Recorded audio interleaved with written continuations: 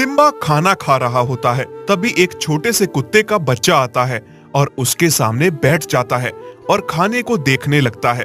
उसे देखकर ऐसा महसूस हो रहा था जैसे वो कई दिनों से भूखा है। क्या देख रहे हो? मेरे खाने को घूर रहे हो? तुम ऐसे मेरे खाने को क्यों देख रहे हो? अब नजर लगाकर छोड़ोगे क्या? मुझे बहुत भूख लगी है। तुम खाना खा रहे थे, मैं इसीलिए तुम्हें देख रहा हूँ। जो तुम्हारे खाने में से बच जाएगा, अंत में मैं उसे खा लूंगा। मेरे खाने में से कुछ नहीं बचेगा, ये भी कम पड़ जाएगा। और तुम कहाँ से आए हो, ये बताओ मुझे। मैं अनाथ हूँ। 2 दिन पहले मेरी माँ मर गई। मेरी माँ मेरे लिए खाना लेने गई थी। लोगों ने तंग होकर उसे जहर दे दिया। उस जहर के कारण मेरी माँ मेरी आंखों के सामने मर गई। अब तो इंसानों पर भी भरोसा नहीं रहा मुझे, इसीलिए मैं इंसानों की तरफ जाता भी नहीं हूँ। बहुत भूख लग रही है तो तुम्हारे पास खाना देख लिया, इसीलिए सोचा कि जो कुछ तुम्हारे खाने में से बच जाएगा बाद में मैं उसे खा लूंगा।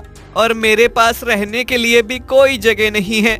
मैं बहुत छोटा हूँ। इंसानों की तरफ जाऊंगा तो जहर देकर मार डालेंगे, और कहीं और जाऊंगा तो आवारा कुत्ते मुझे काट खा जाएंगे। तो तुम मेरे पास लेने आए हो। तुम ये मत समझना मैं खाना बचाऊंगा और तुम्हें दूंगा। और यहाँ कोई धर्मशाला नहीं है मेरे पास, जो कोई भी आएगा मुंह उठाकर और मेरे पास रह लेगा। चलो जाओ, निकलो यहाँ से। और हाँ, मुझे चैन से खाना खाने दो, बहुत भूख लग रही है मुझे। और चलो जाओ अब यहाँ से, चलो चलो। सिम्बा अब बूढ़ा हो चुका था, जो बड़ी ही मुश्किल से अपने लिए खाने के लिए एक समय का खाना जोड़ पाता था। वो जबान का कड़वा जरूर था, लेकिन दिल का बहुत ही अच्छा था। हमेशा कहा करता था कि मैं किसी की मदद नहीं करूंगा, लेकिन फिर भी मदद कर दिया करता था। जैसे ही गोपी वहां से जाने वाला होता है। ठीक है, मैं चला जाता हूँ। शायद तुम सही कहते हो, अपनी वजह से किसी और को तकलीफ क्यों देनी। शायद ये सच में भूखा है, अनाथ भी है, इतना छोटा सा है, इसे कोई मार देगा। मुझे इसकी मदद करनी ही चाहिए। सुनो, रुको 1 मिनट, इधर आओ। तुम यहाँ पर रह सकते हो, लेकिन एक शर्त पर। तुम्हें एक कोने में रहना होगा। सारी जगह पर अपना हक जताने की कोशिश नहीं करना। और मैं तुम्हें रहने की इजाजत दे रहा हूँ। इसका मतलब ये नहीं है कि तुम यहाँ पर अपना हक समझकर बैठो। और हाँ, आज तो मैं तुम्हें अपने खाने में से थोड़ी सी रोटी दे दूंगा।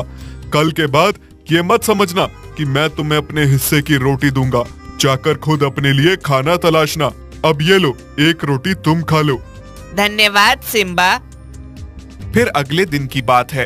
गोपी सो रहा होता है, तभी सिम्बा उसे जगाने लगता है। अरे ओ गोपी, उठ जा, उठ। बड़ी अच्छी नींद आ रही है, सोने दो ना मुझे। सोता रहेगा तो पूरा दिन भूखा रहेगा। उठ अब और अपने लिए खाने की तलाश कर। सभी अपने अपने खाने की तलाश में निकल पड़े हैं। जा, तू चुपचाप खाना लेकर आ अपने लिए। हाँ ठीक है। क्या तुम अपने लिए खाना ले आए? हाँ, मैं अपने लिए खाना ले आया हूँ, पर अब तुम्हें उसमें से एक निवाला तक नहीं मिलेगा। जाओ, जाकर अपने लिए खाने का इंतजाम खुद करो। गोपी खाने की तलाश में निकल पड़ता है। सारा दिन खाना ढूंढने पर भी उसे कहीं खाना नहीं मिलता है, और अब उसमें इतनी भी हिम्मत नहीं बची थी कि वो चल सके। बहुत भूख लग रही है, खाना कहीं भी नहीं मिला। अब क्या करूं, कहां से लाऊं? रोते रोते गोपी घर चला आता है। तभी सिम्बा सो रहा होता है और वो गोपी के रोने की आवाज सुन के उठ जाता है। क्या हुआ? अभी तो खाना खा के चैन की नींद सोया था मैं। सोने भी नहीं देते। क्यों रो रहा है? क्या हुआ? मुझे बहुत भूख लग रही है। सारा दिन खाना तलाश करने पर भी मुझे खाना नहीं मिला। मैं बहुत भूखा हूँ, सुबह से कुछ भी नहीं खाया है। अरे तुम भी एक मुसीबत आन पड़ी हो मेरे सर पे। तुम्हें भूख लग रही है? जाओ, गांव में किसी की शादी हो रही थी। आज वहाँ से खाना बचा हुआ था तो लोगों ने चौराहे पर फेंका। वहीं से खाना लाया था आज मैं भी अपने लिए। जाओ, तुम भी वहाँ जाओ, शायद बचा हुआ खाना तुम्हें भी मिल जाए। क्या तुम सच कह रहे हो? चौराहे से मुझे खाना मिल जाएगा? हाँ, शायद मिल जाए, पर अगर तुम जाओगे तब मिलेगा ना।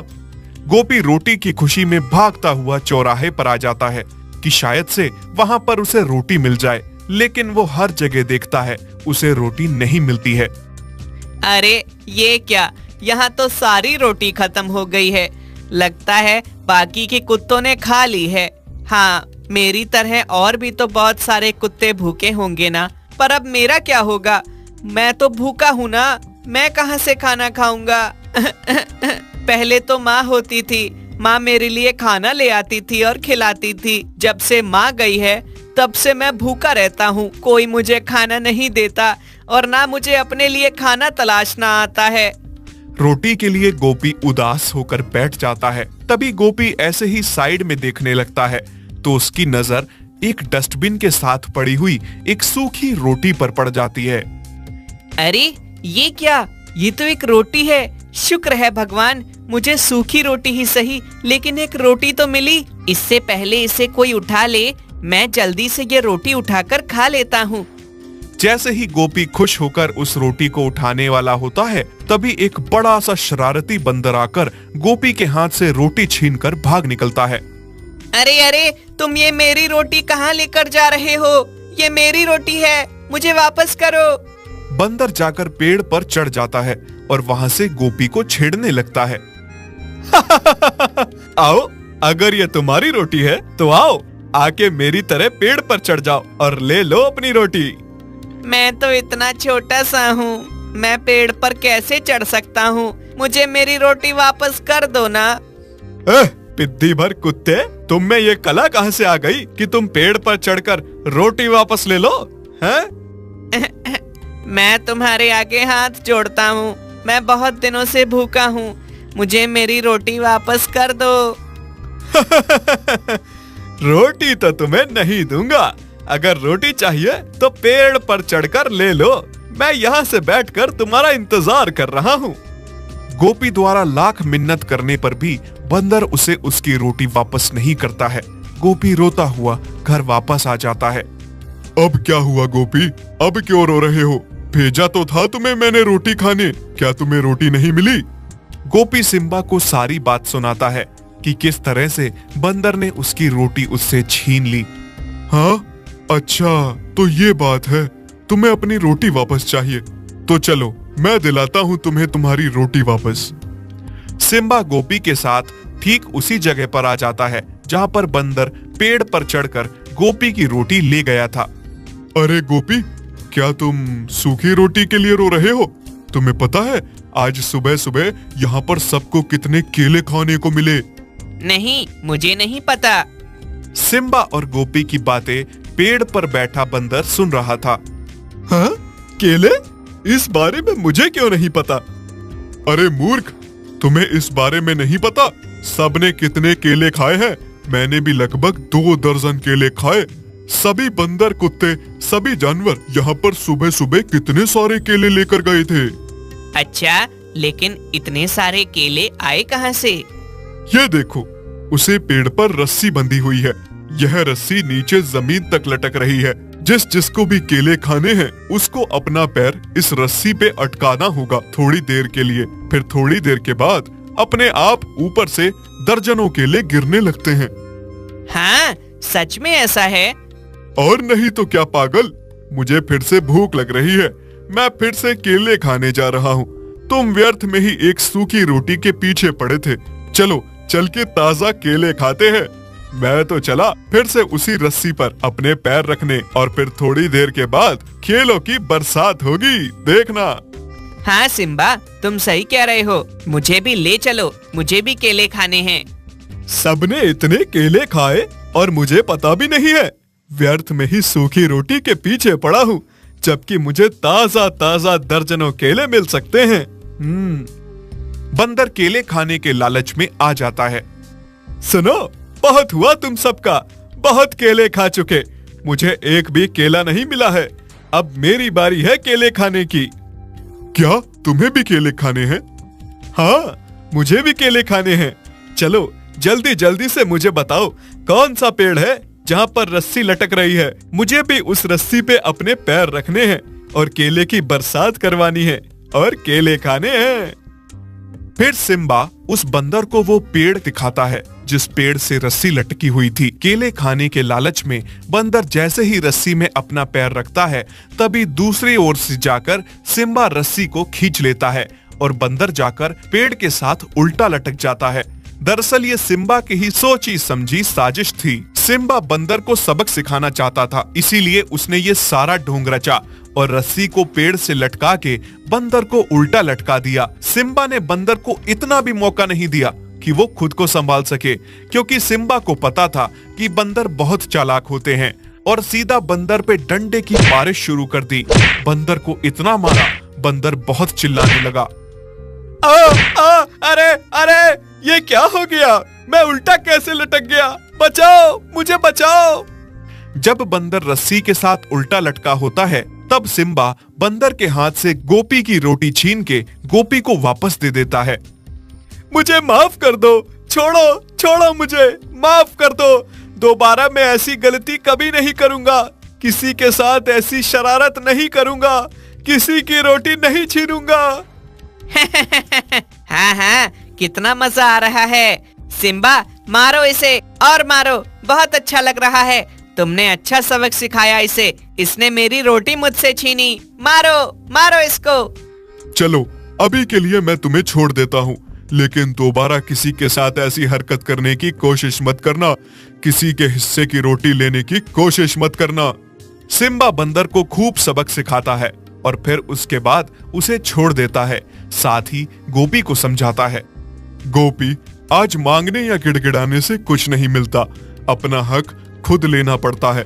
अगर तुम मांगोगे, गिड़गिड़ाओगे तो कोई तुम्हें कुछ नहीं देगा, उल्टा तुम्हारा मजाक उड़ाएंगे, तुम्हारी मजबूरी का फायदा उठाएंगे। और तुम हो भी अकेले, बिना माँ बाप के बच्चे, तुम्हें अकेले ही रहना है तो सीखो कि कैसे रहना है, अपना हक वापस लेना सीखो। आज तो मैंने तुम्हारी मदद कर दी, लेकिन आज के बाद तुम्हें खुद की मदद करनी होगी। हाँ सिम्बा, तुम सही कहते हो। आज तुमने मेरी मदद की, उसके लिए तुम्हारा बहुत बहुत धन्यवाद। लेकिन अब मुझे समझ आ गया है कि मुझे कैसे रहना है, कैसे अपना हक लेना है, कैसे अपने लिए खाना खुद पैदा करना है। बहुत अच्छे, अब चलो घर चलते हैं। एक दिन जंगल में शिकारी आ जाते हैं और शिकारियों की गाड़ी को आते देख चिड़िया घबरा जाती है। जंगल में शिकारी आए हैं, अब पता नहीं कौन सी तहलका मचाएंगे। मुझे इस बात की खबर जल्द से जल्द जंगल के राजा शेर महाराज को देनी होगी। चिड़िया उड़ती हुई जंगल के राजा बूढ़े शेर के पास जाती है। राजा जी, हमारे जंगल में आज फिर से शिकारी आ गए हैं। मैं अभी अभी अपनी आंखों से देख के आई हूँ। क्या तुम सच कह रही हो चिड़िया? हाँ राजा जी, मैं सच कह रही हूँ। ये सुन के जंगल के सारे जानवर और पक्षी घबरा जाते हैं। भेड़िया, चिड़िया, तोता, बंदर, हाथी, लकड़बग्गा, बाघ। यह तो बहुत परेशानी वाली बात है। अगर रोज रोज ऐसे ही चलता रहा और शिकारी हमारे जंगल में आते रहे तो फिर एक दिन जंगल के सारे जानवर ही खत्म हो जाएंगे। सही कहा तुमने लकड़बग्गा भाई, अगर ऐसा ही चलता रहा तो एक दिन हम में से कोई भी नहीं बचेगा। राजा जी, अब इसका हल आपको ही निकालना होगा, जल्द से जल्द कुछ कीजिए। मेरी बूढ़ी उम्र हो गई है, मैं तो अब जंगल की जिम्मेदारी उठा नहीं पाऊंगा। इसके लिए हमें कोई ऐसा जंगल का रक्षक ढूंढना पड़ेगा जो बड़ी ही जिम्मेदारी से इस जंगल की रक्षा करे, जैसे मैंने इतने बरसों से जंगल की रखवाली की है। पर ऐसा कौन है इस जंगल में जिसे हम इस पूरे जंगल की जिम्मेदारी सौंप सकें, जो इस जंगल की और हमारी रक्षा कर सके?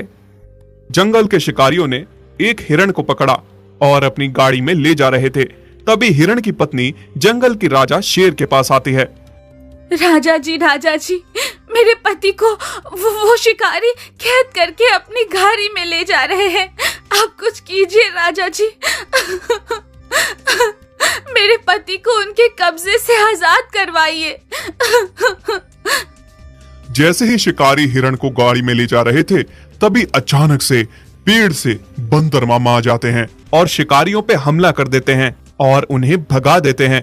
हिरण को बचा लेते हैं। और फिर जब ये बात सारे जंगल में सबको पता चलती है कि बंदर मामा अकेले ही शिकारियों से भिड़ गए, उन्हें भगाया और हिरण को बचा लिया, ये सुन के सारे खुश हो जाते हैं और जंगल के राजा बंदर मामा को अपनी सभा में बुलाते हैं। सभा में सारे जानवर, पशु पक्षी होते हैं, जैसे तोता, चिड़िया, हाथी, हिरण, लकड़बग्गा, लोमड़ी, बाघ, सारे आते हैं। शाबाश बंदर मामा, मुझे तुम पे गर्व है। आज तुमने मेरी लाज रख ली। अगर आज वो शिकारी हिरण को ले जाते तो शायद मैं जंगल में किसी को भी मुंह दिखाने लायक नहीं रहता। तुमने बड़ी ही बहादुरी से अकेले हिरण को बचाया है, इसलिए मैंने सोचा है कि तुम इस जंगल के नए रक्षक हो। बंदर मामा को जंगल का नया रक्षक बना दिया जाता है। इस बात से सारे बहुत ही खुश थे और बंदर मामा की जय जयकार कर रहे थे। बंदर मामा की जय हो, जय हो। जय हो, जय हो, बंदर मामा की जय हो। जहां बंदर मामा के रक्षक बनने पे सारे खुश थे, वहीं दूसरी ओर कई लोग दुखी भी थे। चंगू बंदर नहीं चाहता था कि बंदर मामा जंगल के रक्षक बने, वो चाहता था कि वो जंगल का रक्षक बने। हाँ, जिस घड़ी का मैं इतने समय से इंतजार कर रहा था, उसे ये बंदर मामा एक ही झटके में छीन के ले गया। नहीं नहीं, मैं ऐसा होने नहीं दूंगा, मुझे कुछ करना होगा। पर मालिक, अब आप क्या करेंगे? क्या सोचा है आपने आगे का? सोचा तो मैंने बहुत कुछ है, बस तुझे मेरी मदद करनी पड़ेगी। और अगर तू इस काम में मेरी मदद करेगा ना, तो मेरे चमचे, मैं तुझे खूब सारे फल खिलाऊंगा। मालिक, मैं तो आपका गुलाम हूँ, आपका हर काम करने के लिए तैयार हूँ। बस आप मुझ पे अपनी कृपा बनाए रखें, मुझे अच्छे अच्छे फल खिलाएं। चंगू अपने बंदर को एक पाउडर देता है। वो बंदर जंगल में जिसके पास भी जाता, उसके सामने उस पाउडर को चुटकी भर फेंक देता। उस पाउडर से पहले तो छींक आती और फिर जंगल के जानवर गिर के बेहोश हो जाते। एक के बाद एक जानवर, पशु पक्षी बीमार हो रहे थे। स्ट्रेचर पे उठा उठा कर ले जाया जा रहा था बेहोश जानवरों को। जैसा मैं चाह रहा था, बिल्कुल वैसा ही हो रहा है। अब मालिक मुझे खूब सारे फल खाने को देंगे। शाबाश मेरे चमचे, तू ठीक वैसा ही कर रहा है जैसा मैं चाह रहा था। ये ले तेरा इनाम, खूब सारे फल। धन्यवाद मालिक, बहुत बहुत धन्यवाद। अब मैं मजे से सारे फल खाऊंगा। हाँ हाँ छोटे बंदर, खूब मजे से खा। और इसके बाद तुझे एक और काम करना है। और क्या काम करना है मालिक मुझे? आधा काम तो तू कर चुका है, बस अब आधा बचा है, वो भी तुझे पूरा करना है। इस महामारी के बाद तो सभी बंदर मामा पे सवाल उठाएंगे कि उसके रहते ये महामारी कैसे फैली। तुम्हें बस करना इतना है कि जंगल में हर जगह ये बात फैलानी है कि इस महामारी का इलाज सिर्फ चंगू के पास है, और वो ही जंगली जानवरों और पक्षियों को इस महामारी से बचा सकता है। सभी मेरे एहसान के तले दब जाएंगे और बंदर मामा को रक्षक की गद्दी से हटा के मुझे जंगल का नया रक्षक बना लेंगे। छोटा बंदर ये बात खरगोश के कानों में डाल देता है। क्या हुआ खरगोश भाई, तू इतना परेशान क्यों है? क्या बताऊं भाई, मेरी बीवी बच्चे उस महामारी से जूझ रहे हैं, हॉस्पिटल में हैं। बस उन्हीं को देखने जा रहा हूं। बहुत परेशान हैं। बहुत बीमार हैं वो, और डॉक्टर के पास भी इस बीमारी का कोई हल नहीं निकल रहा। मेरे पास इस महामारी से बचने के लिए एक हल है। क्या तुम सही कह रहे हो? हाँ भाई, मैं सही कह रहा हूँ। छोटा बंदर खरगोश को बताता है कि चंगू बंदर के पास कोई जड़ी बूटी है जिससे ये महामारी ठीक हो सकती है। बस एक बार उस जड़ी बूटी की खुराक बीमार को खिलानी पड़ेगी। जंगल के सारे जानवर महामारी को लेकर बहुत परेशान थे और शेर राजा से मदद की गुहार लगा रहे थे। राजा जी, महामारी जंगल में तेजी से फैल रही है और जंगली जानवरों और पक्षियों को बहुत भारी नुकसान का सामना करना पड़ रहा है। अगर जल्द से जल्द कुछ नहीं किया गया तो हमें बहुत नुकसान हो सकता है। पता नहीं किसकी नजर लग गई है हमारे जंगल को। कभी शिकारी जंगल में घुस जाते हैं तो कभी महामारी फैल जाती है। वो कहाँ है जिसको जंगल का नया रक्षक रखा गया था? उसे तो जैसे कोई परवाह ही नहीं है। उसे रक्षक किस लिए रखा गया है? तुम सही कह रहे हो, जल्दी से बंदर मामा को बुलाया जाए। बंदर मामा को सभा में बुलाया जाता है और उससे कहा जाता है कि जल्द से जल्द पता लगाए ये महामारी कैसे फैल रही है। राजा जी, आप चिंता ना करें, मैं पता करता हूँ ये बीमारी कैसे फैल रही है और इसका इलाज कैसे मुमकिन है। बंदर मामा वहां से चल के पता लगाने की कोशिश करते हैं। तभी खरगोश आके बंदर मामा को बताता है कि इस महामारी का इलाज चंगू बंदर के पास है।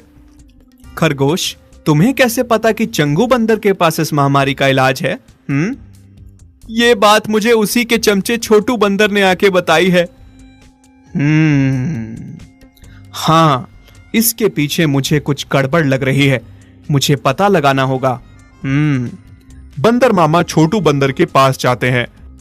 खा ले, जितने फल खाने हैं खा ले, क्योंकि ये फल खाने के बाद तो तू कुछ भी खाने के लायक नहीं रहेगा। क्या मतलब है बंदर मामा? बता जल्दी सच सच, नहीं तो तेरी जान ले लूंगा मैं आज।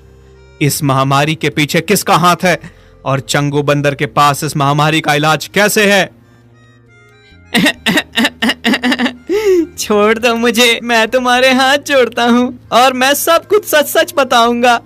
वो चंगू बंदर जंगल का रक्षक बनना चाहता था। जब उसे पता लगा कि आपको जंगल का नया रक्षक बनाया गया है तो उसे बुरा लगा और उसने तरकीब बनाई महामारी फैलाने की, ताकि आपकी बदनामी हो कि आपके रक्षक बनते ही जंगल में महामारी फैल गई। आप सही रक्षक नहीं हो। और साथ में उसने एक जड़ी बूटी भी बनाई जिससे बीमारी ठीक हो जाए और वो सबकी नजरों में महान बन जाए। आपको रक्षक की गद्दी से हटा के उसे नया रक्षक बनाया जाए। उसने मुझे खूब सारे फलों का झांसा दिया है और इस काम में मेरी मदद ली।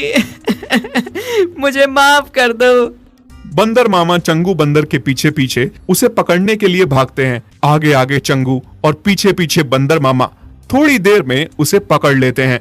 चंगू बंदर को बंदर मामा घसीट के सभा में ले जाते हैं। लीजिए राजा साहब, मैंने कहा था ना, मुझे थोड़ा सा समय दीजिए, मैं सब ठीक कर दूंगा। लीजिए, आपका गुनहगार ये है, इसी का सब किया धरा है। चंगू हाथ जोड़ के माफी मांगता है। मुझे माफ कर दीजिए, रक्षक बनने की चाह में इतना स्वार्थी हो गया था मैं कि इतना गलत कर बैठा। मुझे माफ कर दीजिए। तुम्हारी गलती की माफी नहीं है, तुम्हें इसके लिए सजा मिलनी चाहिए। अपने स्वार्थ के पीछे तुमने जंगली जानवरों और पक्षियों की जान खतरे में डाली। इसके लिए तुम्हें हमेशा हमेशा के लिए जंगल छोड़ के जाना होगा। चंगू बंदर और उसके चमचा छोटू बंदर को जंगल छोड़ने की सजा मिलती है। इस तरह से बंदर मामा के रक्षक बनने से सब खुश थे।